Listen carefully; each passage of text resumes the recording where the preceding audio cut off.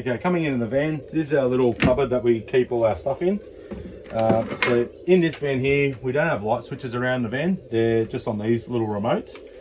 So this one here is just for the main room. So we've got our main lights, our toilet light inside, and our bed light above Corinna's head there.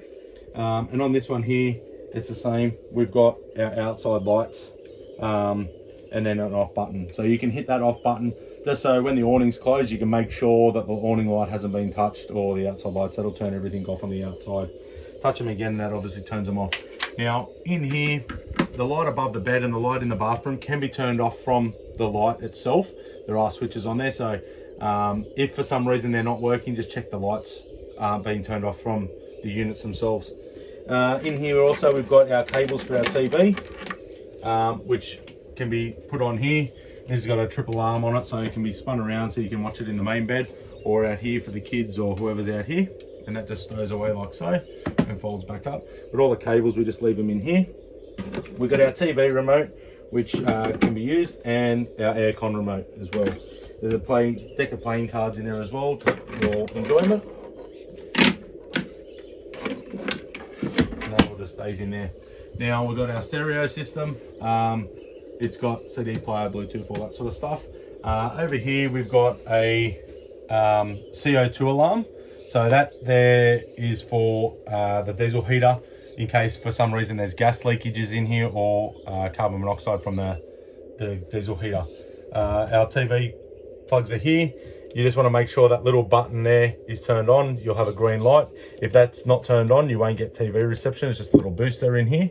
We've got our mains power there if we're on mains power. In here, we've just got some bits and pieces. So we've got our toaster, we've got our pots and mixing bowls, chopping board, a couple of citronella candles there for you, and some pegs to hang out your washing, and your fire blankets in there as well. Alright, TV normally stays on the bed while we're travelling, but basically pick it up,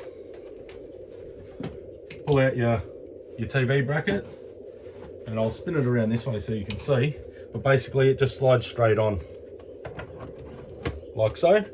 And then you plug your cables into the TV and into the TV bracket over there. All right, pull it back off, slide straight up, lay it back down on the bed, push it all the way forward. Even when you got your bedding on, that won't move. You can fold that back up. We've got all storage up here. All these, they don't have handles on them, but you just grab them from the bottom and pull out. They're just little pull catches, okay? So you can store all your motorbike riding gear or your clothes or whatever like that. That's all up there. Over in this one here, it's the only one that's got stuff in it. This is our battery management system. Same thing, you shouldn't need to touch any of that. The only thing you will need to touch is the diesel heater remote.